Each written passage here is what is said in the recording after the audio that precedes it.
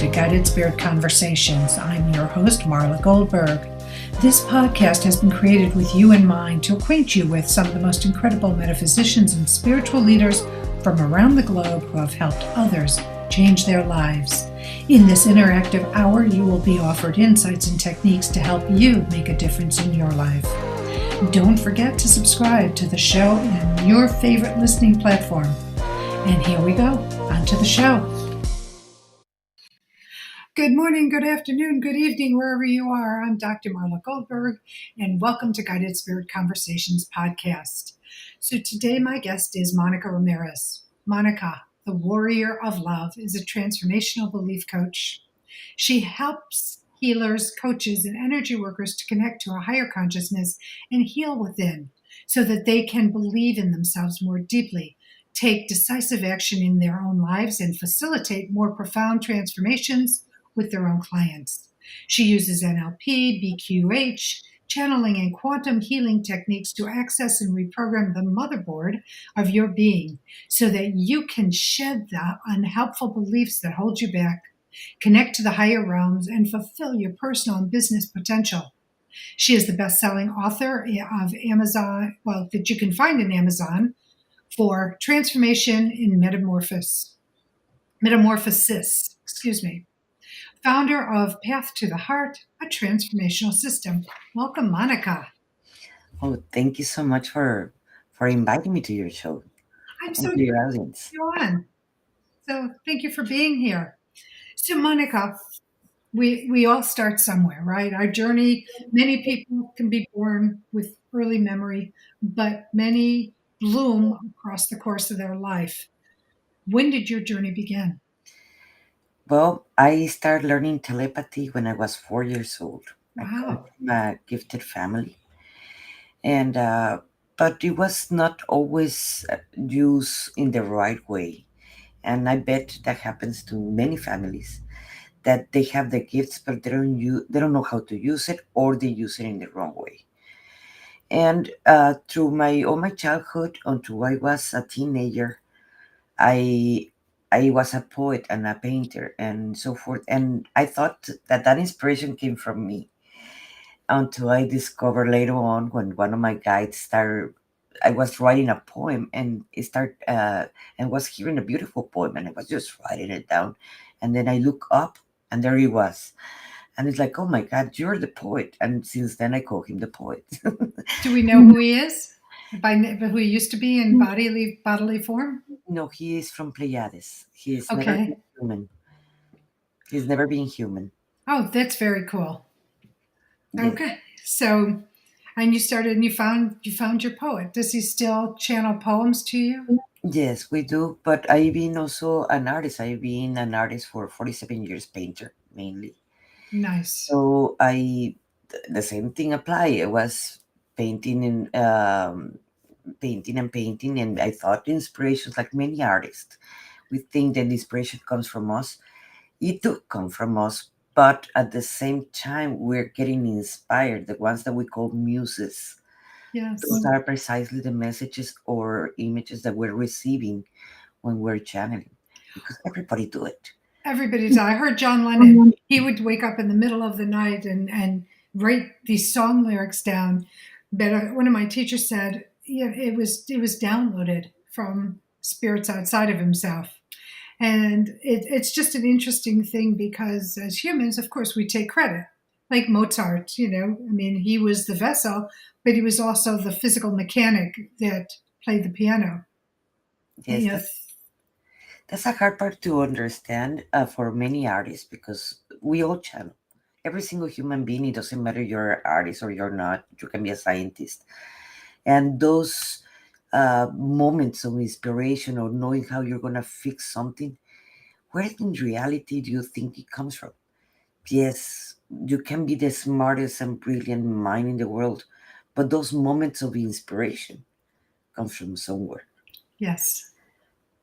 It's like the brilliance that like all of a sudden some brilliance comes to you and it's like, oh, isn't that amazing? I did it. But did you really? Is the question with a giant question mark.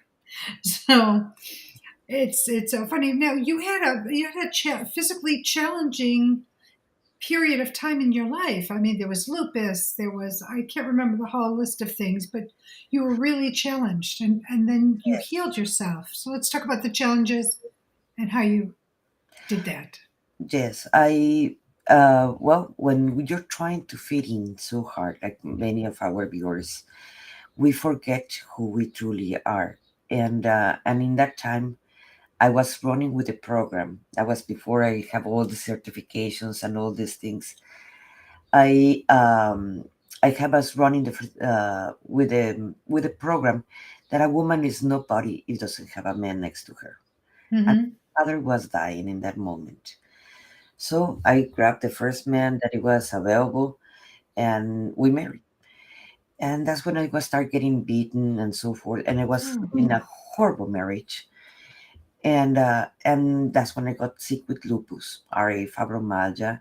Um, what else? It was, of course, depression. And then I even ended with epilepsy with that one. with And epilepsy, did you say? yes, Oh, for wow. 1 year. And for 1 year.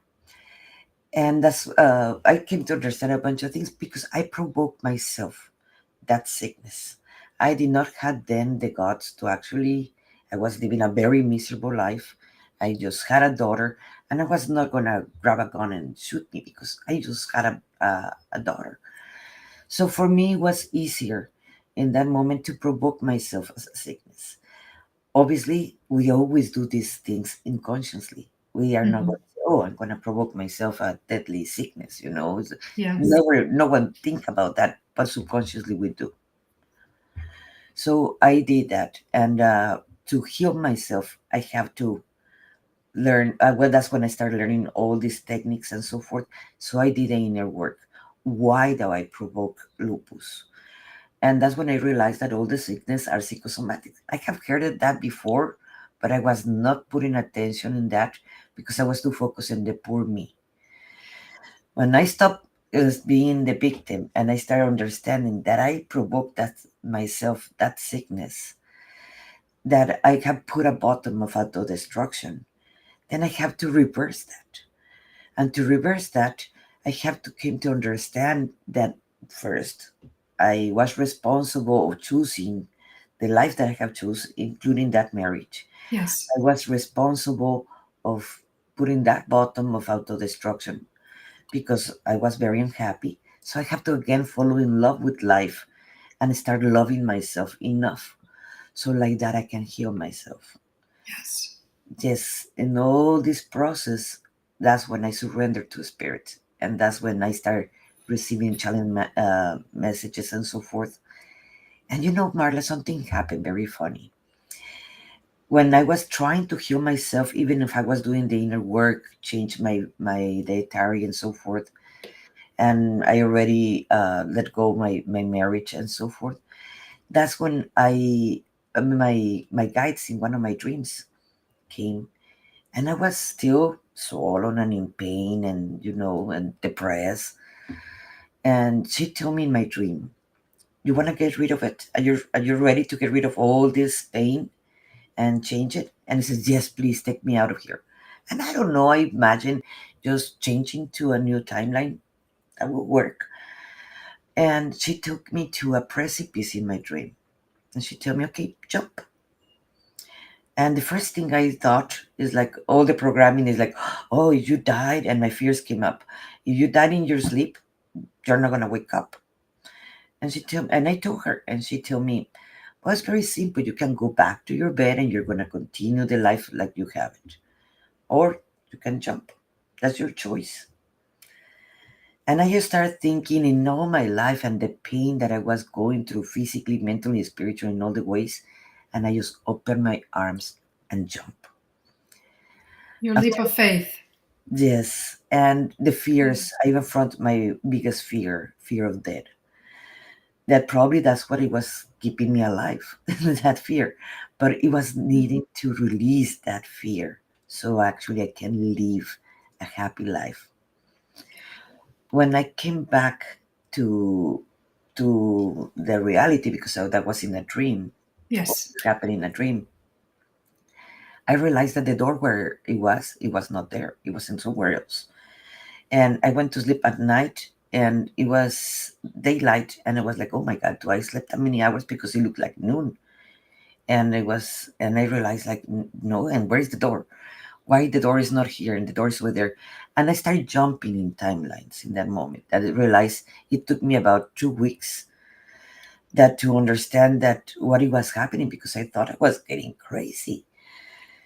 And when that happened, I finally started asking for help to the universe. Like, okay, now I think I need to go to a psychiatrist, or something is really happening really wrong with me. I'm really getting crazy. Maybe all my family was right. and I asked for help, and help came. It came with a teacher, and I explained her, hey, I think I'm getting crazy. I don't know what is happening to me. And she told me, oh, you're jumping in timelines. So what she's helping me, it is to focus in the timeline that I wanted to be. Nice. And I have the best potential in that timeline. I can choose, and the power of choosing what you really want to live.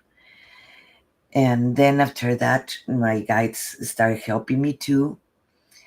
And since then, I have about 7 years without any flare-ups, any pains. I don't take medications for that at all anymore. And my life just started changing and changing. And when my friends, that they saw me, because for I was sick for more than 15 years. Wow. So my friends that knew me before, because everybody, oh, Monica's gonna come, their legs are gonna be swollen, or she's gonna be in pain, because I was also in victimhood. I was like, oh, poor me. and Hmm. uh, and they saw the shift and the change, because it was very fast. They're like, Wow. what you did? And that's when I started analyzing what I did, and it was a lot of was the inner work that I did. Yes, I have the diet, a new diet, and so forth. Became pescatarian and so forth. But even with all that, that was not it. It was the inner work. It was starting to fall in love again with life, and loving myself and forgiving me for the wrong choices that I have done. Isn't that amazing? I'm also a self-love expert, and I talk about self-love quite a bit. And yes, the forgiveness part is so important because we make choices that don't serve us well, and we make those choices to learn from them. And if we don't learn from them, guess what happens? It'll happen over and over and over again, right? Yes. And it's like Groundhog Day. And the same thing with learning how to accept yourself, in the moment, in the place you are now, and not think about what you might have looked like when you were in your 20s or Mhm. teens, or what, it's where you are. I like to say warts, wrinkles, and all, learning how to accept all of you inside and out, the good and the bad, because, the duality of life, the shadow work makes such a difference. Yes. Did you do a lot of shadow work Yes. in That, your process? like I tell my students all the time, it is like, unfortunately, human beings, we don't learn from our successes. We learn from our mistakes. So I am a true believer that we have to do shadow work. People are so afraid, it's like shadow or dark or dense energy, and people are afraid of that. But that's where is the lesson. That's where we can actually change it. We have to go there. So yes, the shadow work is very, very crucial for to make that change. It is scary, and sometimes it can be painful. It's as painful as we want to, because that's a choice too. But when we do that work, we confront our own shadows. That's when we can do the change. It's taking responsibility of not, like you said, we don't usually pay a lot of attention on the bad. I mean, on the good. We really focus on the bad, and it's the bad that then limits us and brings to us. I know you look at it as more psychosomatic. I look at it as, I don't disagree with you. I'm just looking at it more of our negative and limiting belief systems, our patterns.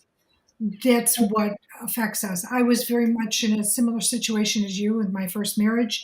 I ended up with chronic fatigue, sleeping for 2 years, and it wasn't until I started going to a homeopath who started opening me up to the whole mind body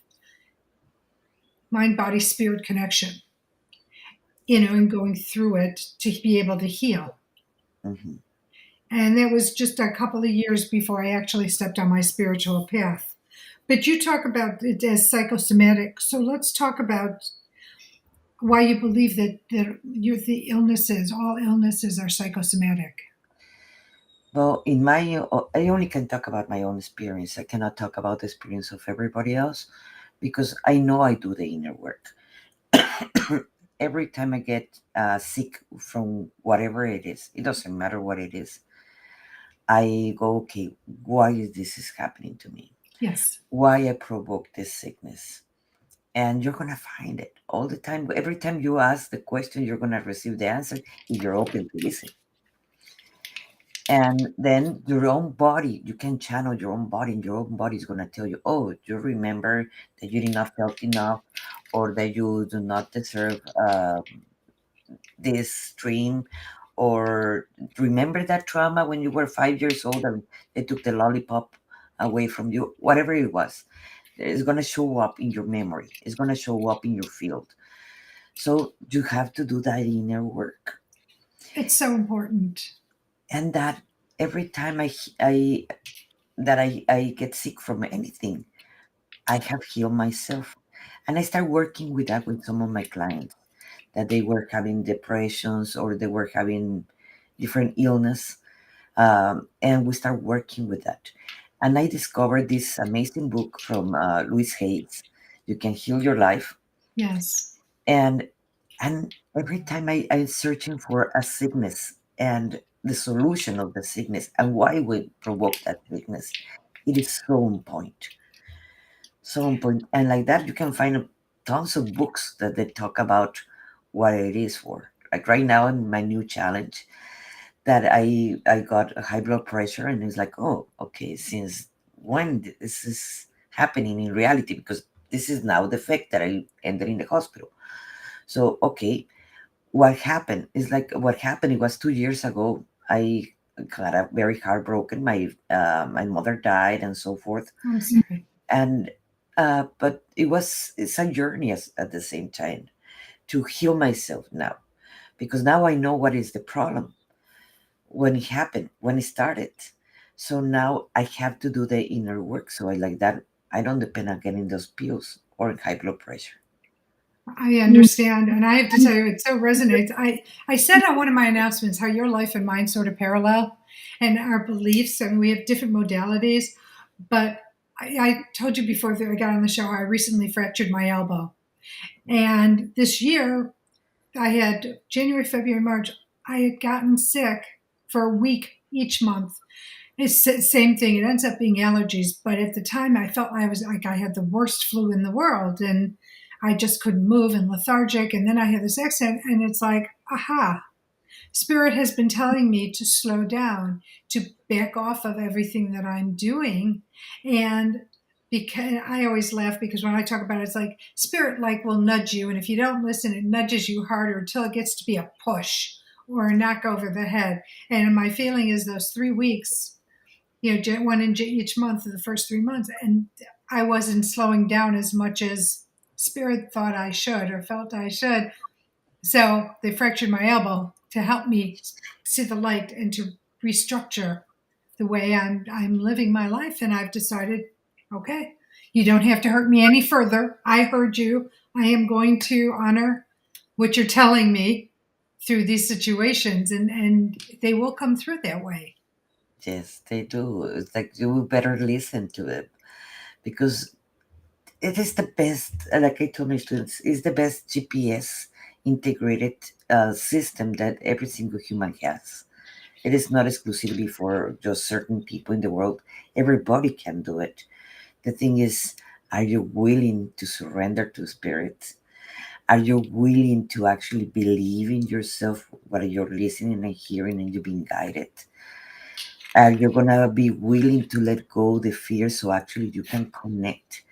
There's too much programming in the world that is being that you cannot talk directly to source or to your angels or whatever you want to connect. And there's so many people that are afraid to do the work because they're afraid of what they might feel again.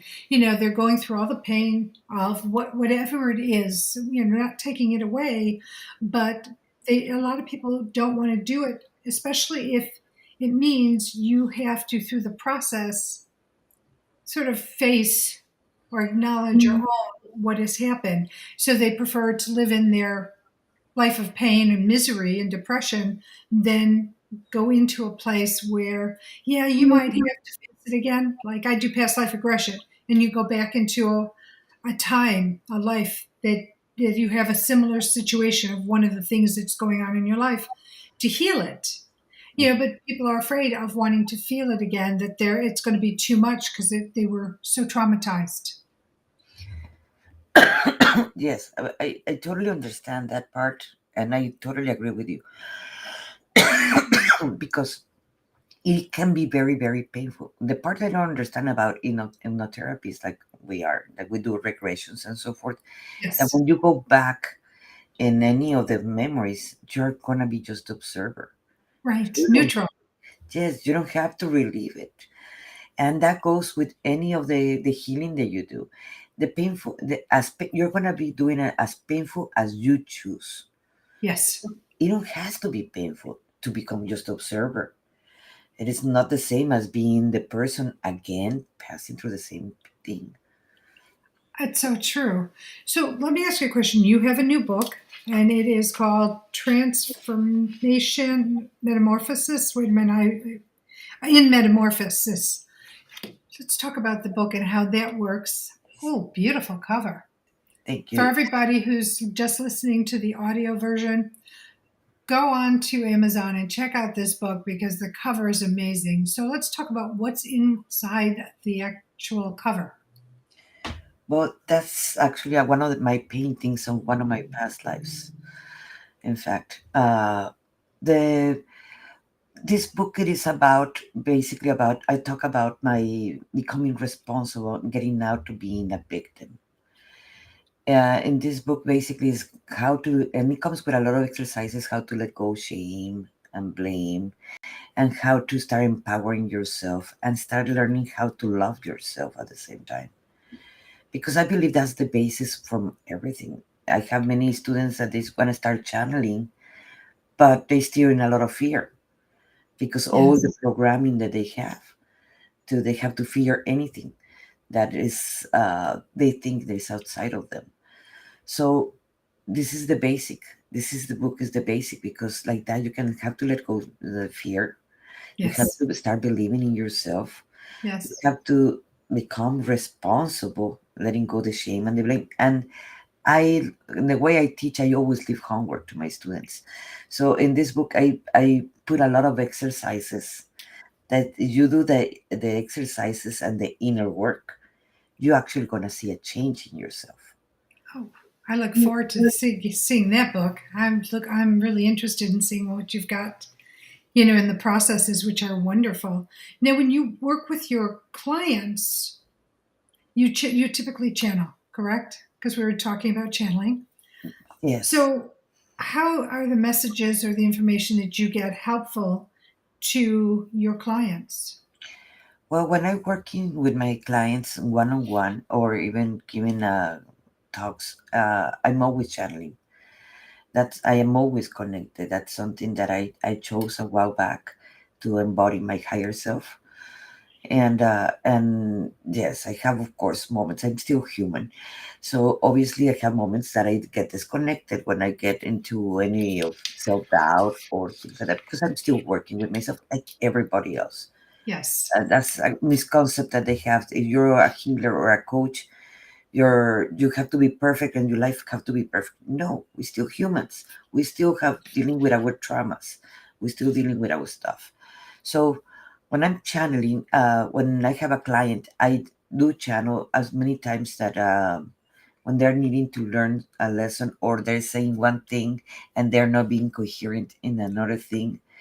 So my guides are telling me, okay, ask them about this, ask them about that. Mm-hmm. So like that, we can get the right information that is going to trigger actually an emotion that they're going to be honest with themselves, because it doesn't matter if they're honest with me, but what is matters is if they're honest with themselves, so Well, they can have a change in their life. which is fabulous because taking responsibility is the first step.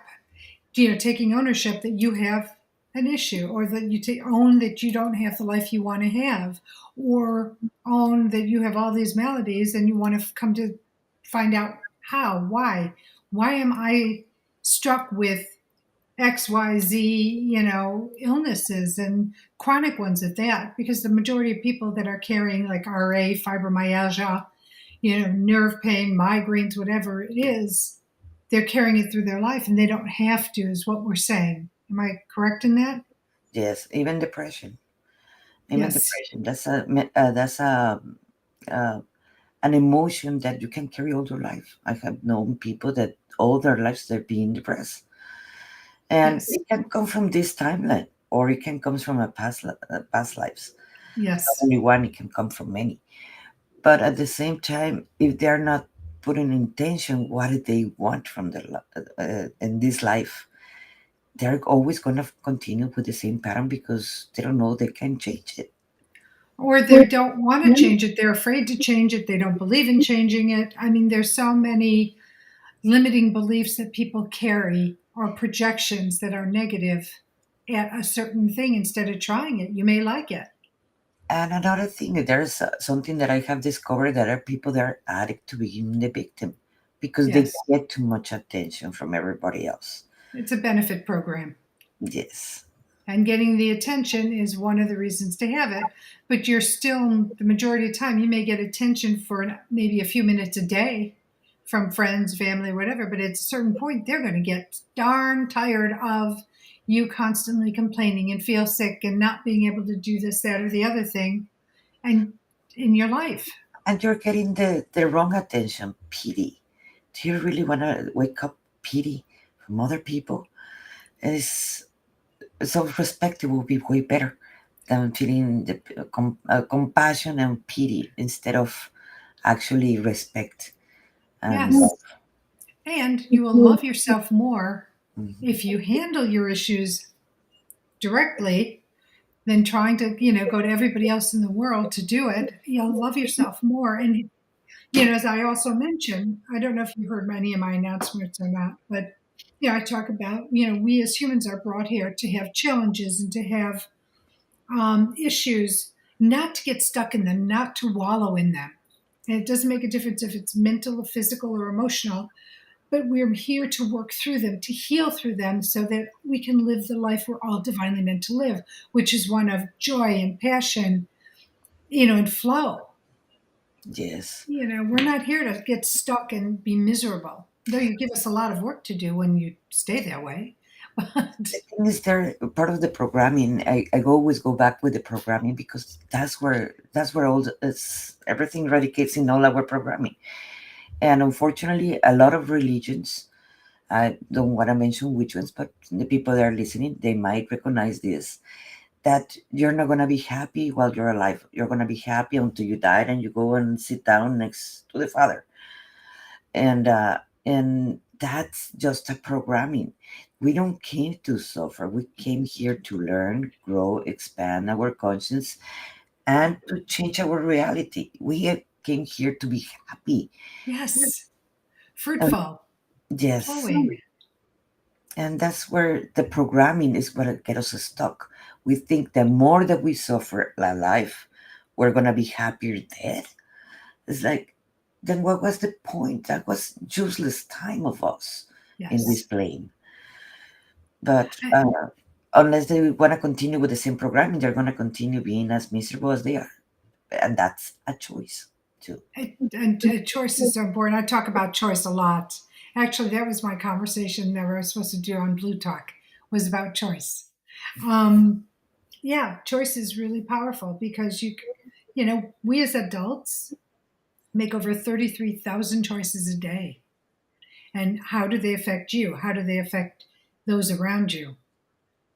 Because it's a domino effect or a ripple effect, however you want to look at it.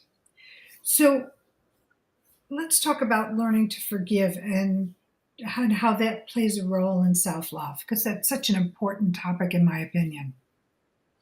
Yes. Well, we when we are carrying the actually hate or we cannot forgive someone, we're in reality we're not damaging that person because that person probably even forgot about us. But we are carrying that energy in our field. Yes. So, maybe we're not forgiving that person because we're feeling ashamed, because we are feeling guilty for whatever we happened with that person. And we're going to continue carrying it and get stuck in our body, in our field. It's not only in our energy field, in our own body that can convert in actually in sickness. Yes.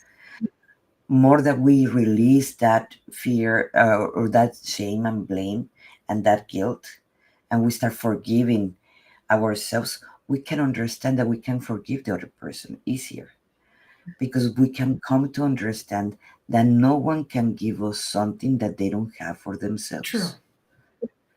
And that can create a big game changer when we are needing to have compassion for someone else that wrong us.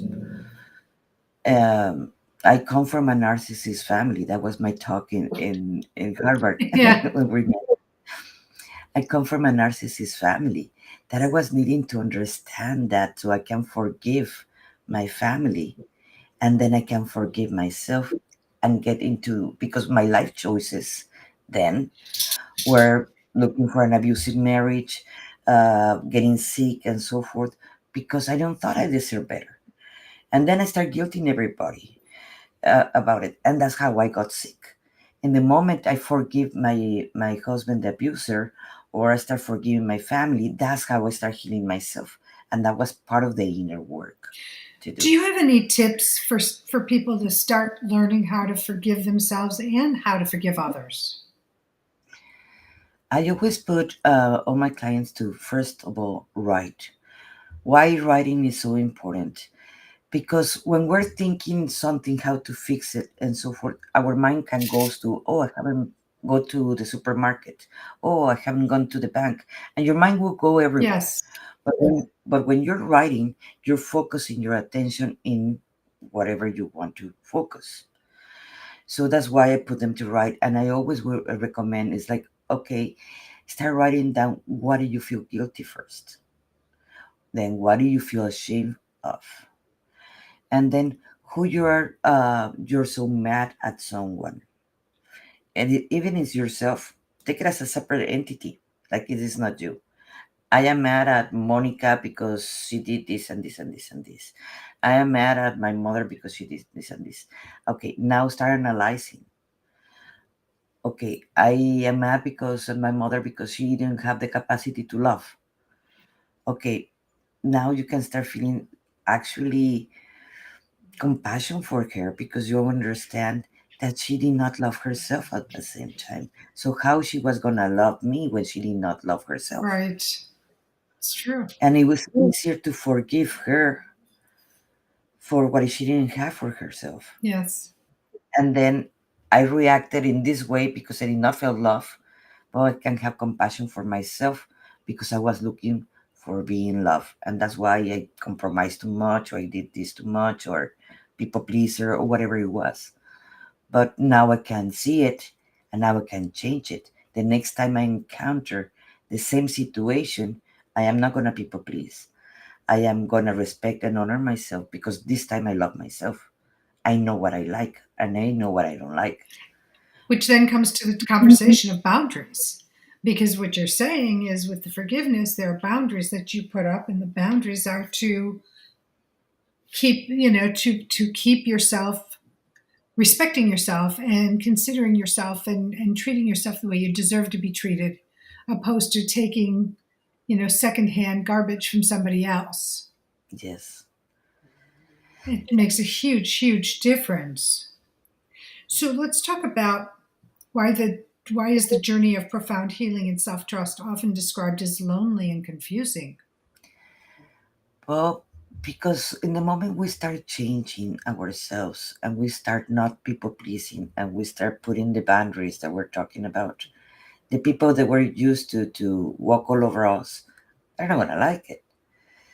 So we might have to start making the choice: do we want to continue being friends, or seeing these people and continue being abusing, letting ourselves abuse by this person, or we just can turn around and walk away. And if that includes even marriage, well, that's also your choice. Yes. But first, you have to start putting boundaries. So like that, you can start shifting, and that is what it make it more lonely, because you might have to let go friends, family, or husbands, or whoever it is, and that's scary.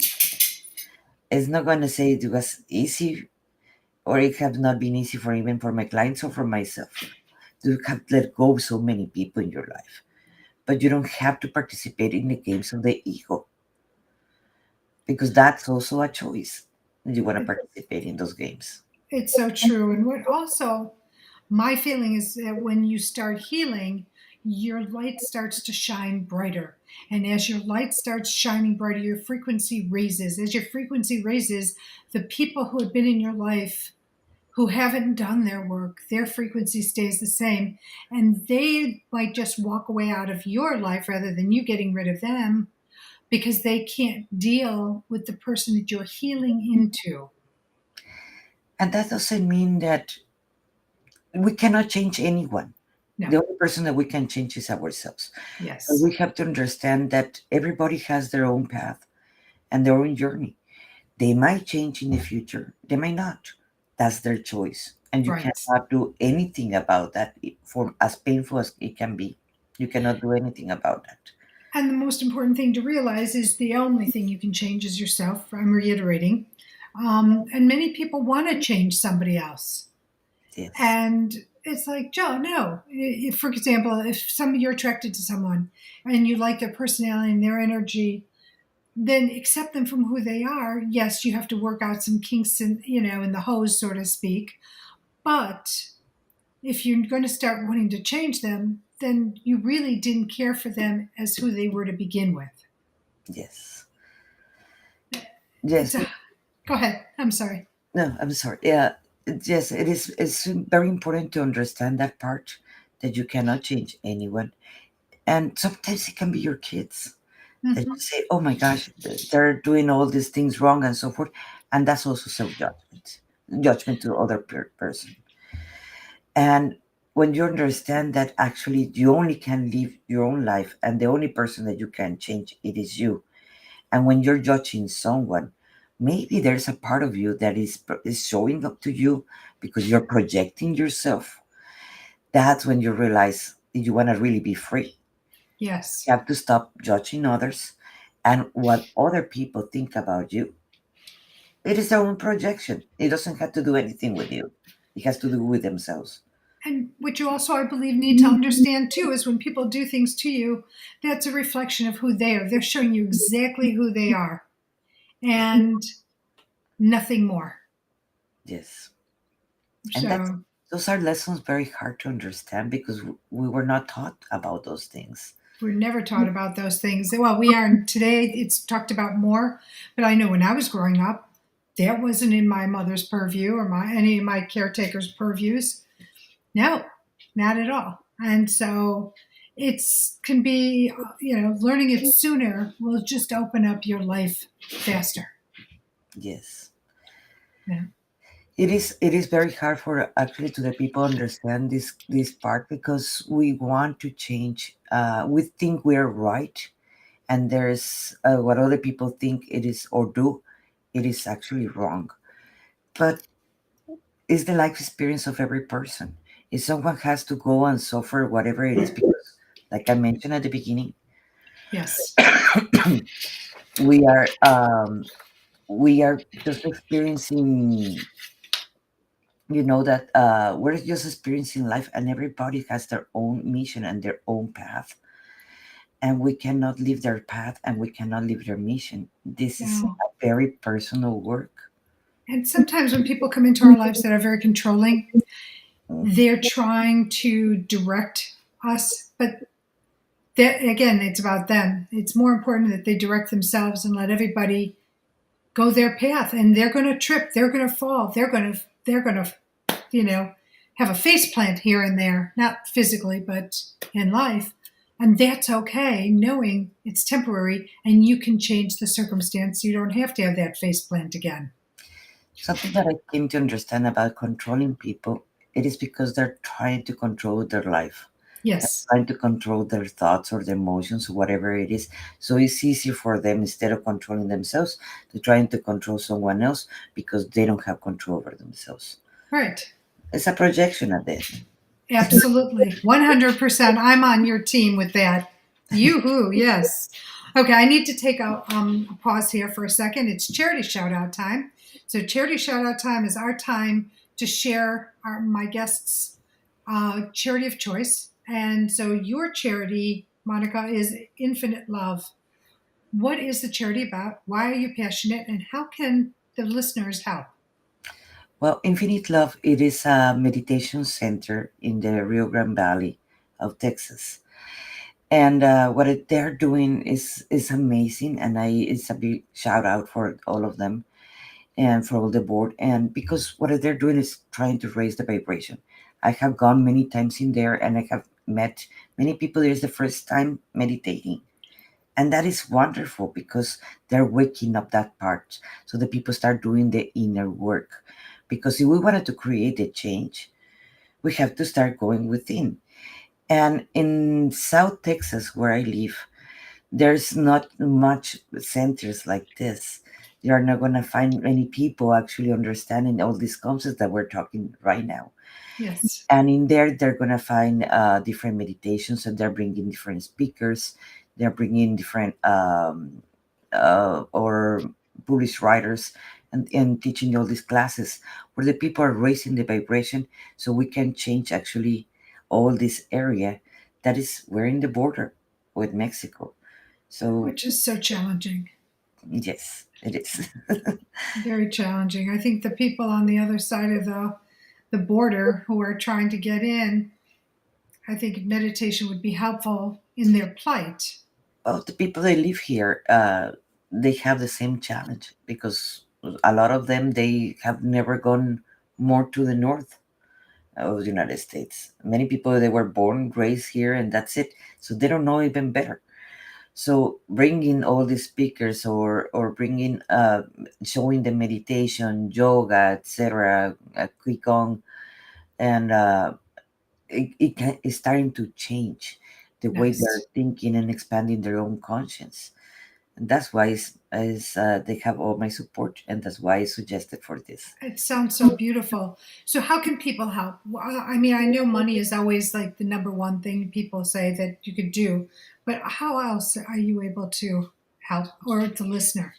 Volunteering, promoting, also of course help, because it's a nonprofit, and they still, all the nonprofits, we also have they have a problem with, paying all the bills and so forth, because people Yes. do not value our work enough.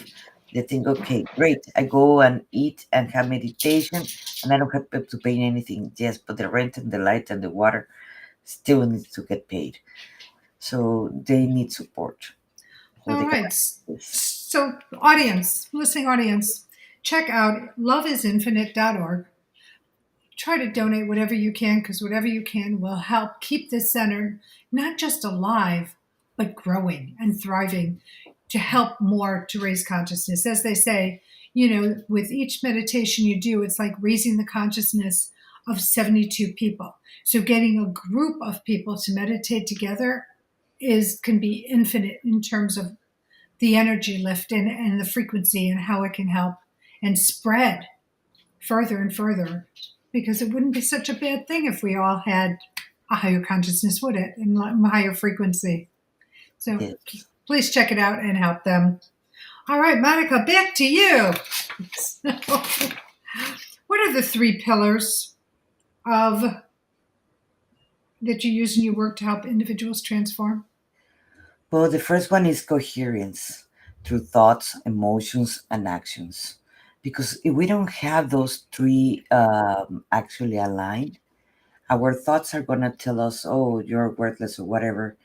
And your emotions are going to confirm that. And that is going to create your reality. And you're going to act in the way guilting or shaming yourself.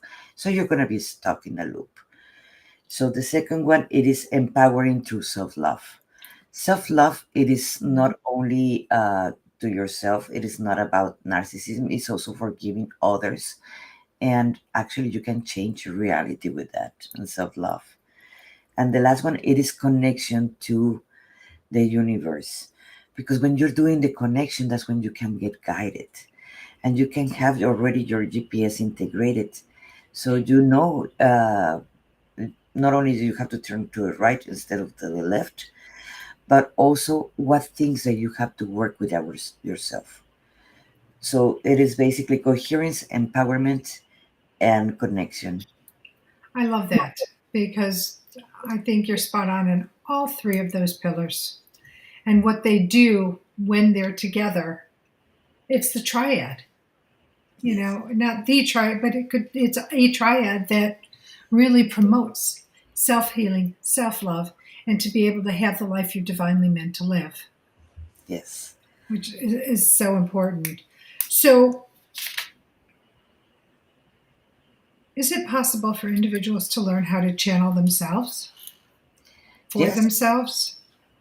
yes. I am in fact, right now I'm teaching a master in channeling, because I believe that every single human being can channel.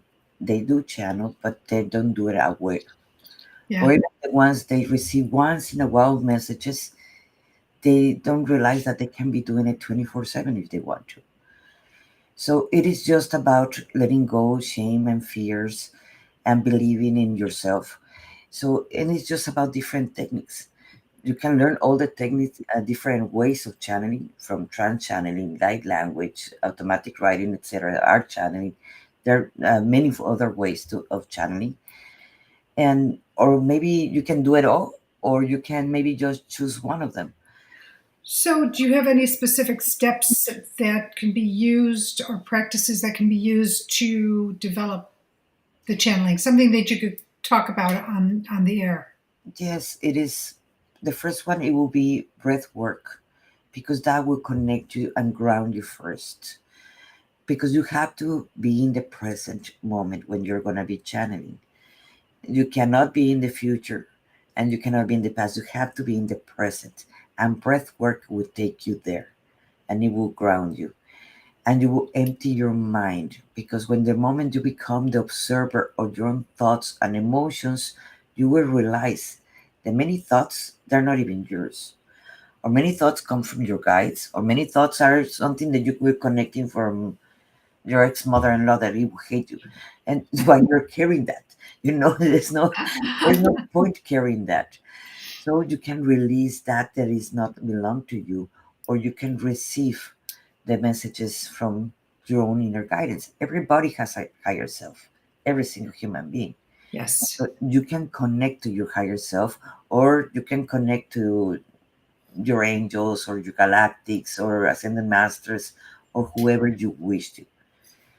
How higher you're gonna go is more that you believe in yourself. It is as higher you can go. You can go and directly speak to source if that's what you want. There's Yes. no limitation in this. The limitations, you put it to yourself. I love that. That is so true. There are no limitations other than the ones you bring to yourself or you hold on to for yourself. Yes. It's powerful. That's really a powerful message. And I hope that you listening out there sort of take that in and replay this, back this up, play it again, and listen to it because it's really a powerful message about letting go and making space for the information to come through you or to you and through you. Because it's funny. I used to be in my head all the time. My head was just filled 24/7. And I had a friend who was very intuitive, and I would say, "How come I can't get that? How come I don't understand that?" And when I started meditating and when I started healing and doing the breath work and doing all those practices, then I got information, I got messages, and things started to shift and change. And it's so important for you to listen to what Monica just said again because it's powerful and it will help to, put you on a path And then you have to trust. I think that's the next term. Do you agree? Trusting what you receive and not questioning it. Yes, because if you don't believe in yourself, even if they show you what you should or what you should be working with yourself or what you should be doing, you're not going to listen. It is like when you have an intuition that is telling you, hey, you should call so and so because that person needs you right now. You can grab the phone and call that person or just follow it. And maybe you're going to discover that that person was needing you. Or you just don't. And later on, you find out that he was in the hospital and you didn't call. And then you start feeling guilty because you didn't follow your intuition. So Yes. more than you start trusting your intuition, you start trusting also your guides. Yes, when you can ask for proof to them.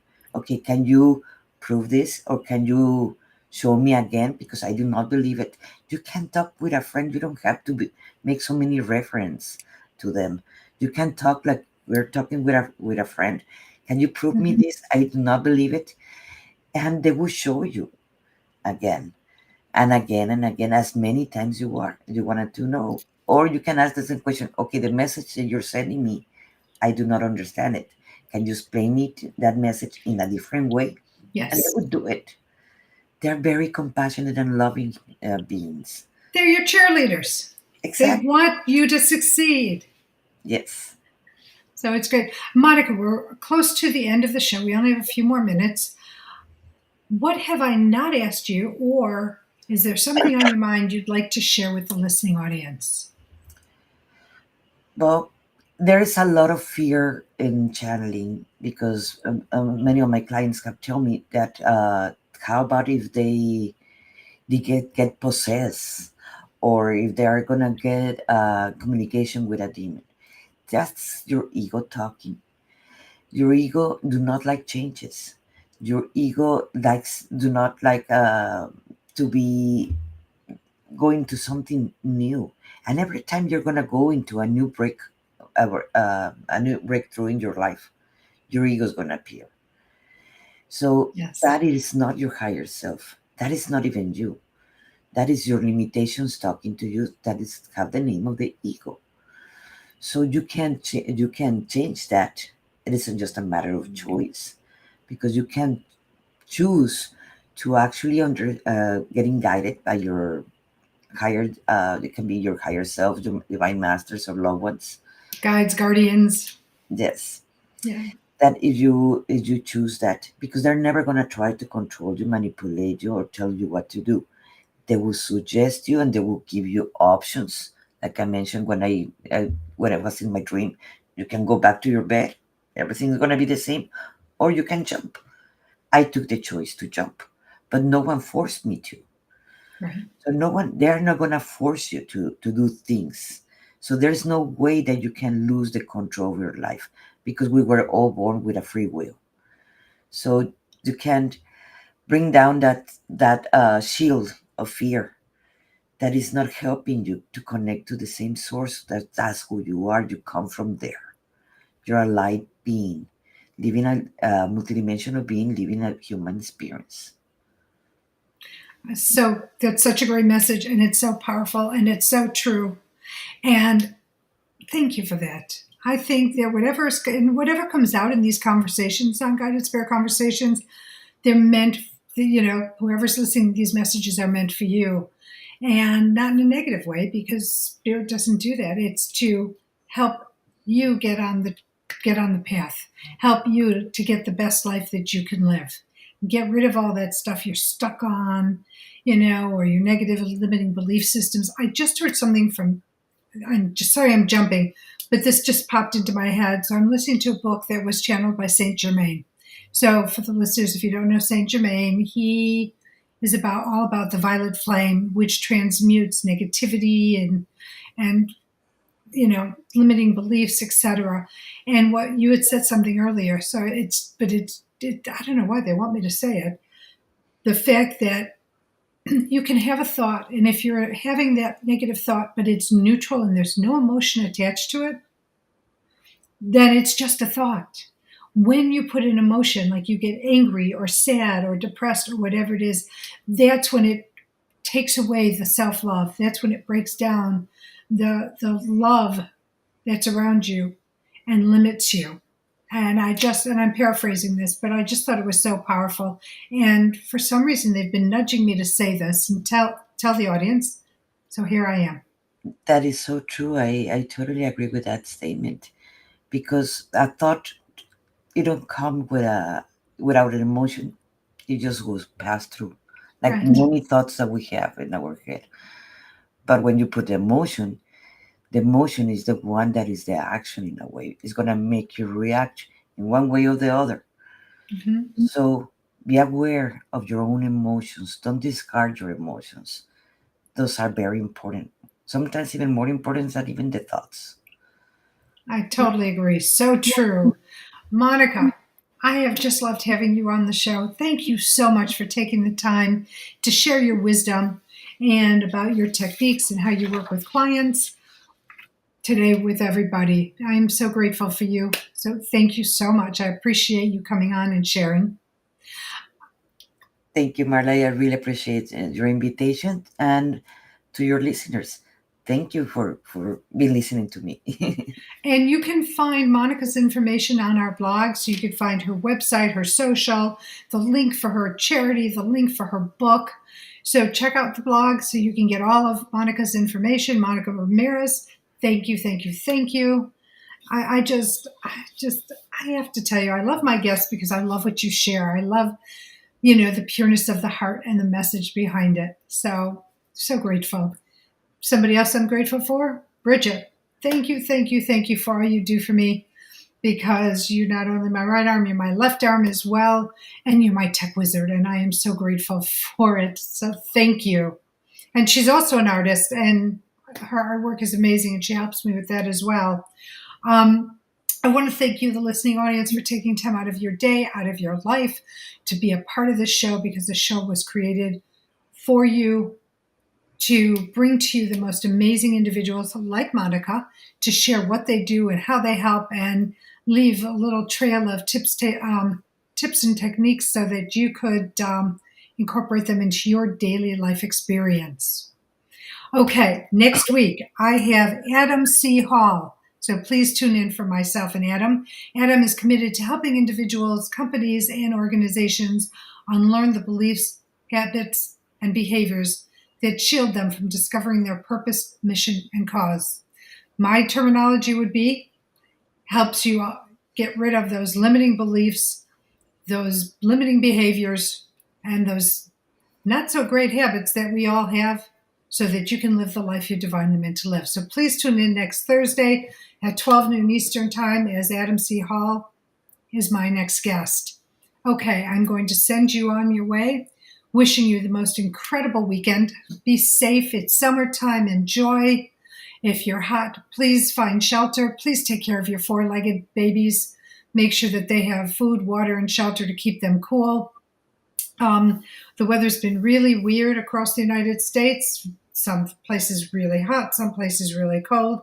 But whatever it is, please take care of yourself and your beings. As I leave you, as always, I send you love, blessings, and gratitude. I am so grateful that you are in my life in whatever capacity you're in it, for not only are you my student, you're my teacher. And not only am I a teacher, I am your student. So thank you. And I'm going to say these 3 words to you. I love you. You are loved, not just by family and friends, not just by me, but you have so many beings on the other side of the veil that are your biggest cheerleaders and want to see you heal and succeed and live the life you're divinely meant to live. Here's the golden ticket. You need to ask for what you want, because they don't have free will to intervene on their own. So ask them in as much detail as you can for what you need, want, and desire. And then the second part of the golden ticket is pay attention to how the information comes, because it may come very directly, but a lot of times it's not. It comes through quotes, and you overhear a conversation, or you see a movie on TV, or a poem pops up, or a lyric in music. So be open to how this information is going to come to you. And if you find that it's not what you want, ask again. But know that if you have to wait a little bit, it's because you're still needing to heal or change something that's going on in your life, so that they can then bring it to you. You're just not ready at that moment. That doesn't mean it's not going to happen and that you're wasting your breath. You're not. They hear you and they want you to be happy and healthy and productive and abundant. Okay, I will see you next week. Take care. Sending you lots of love.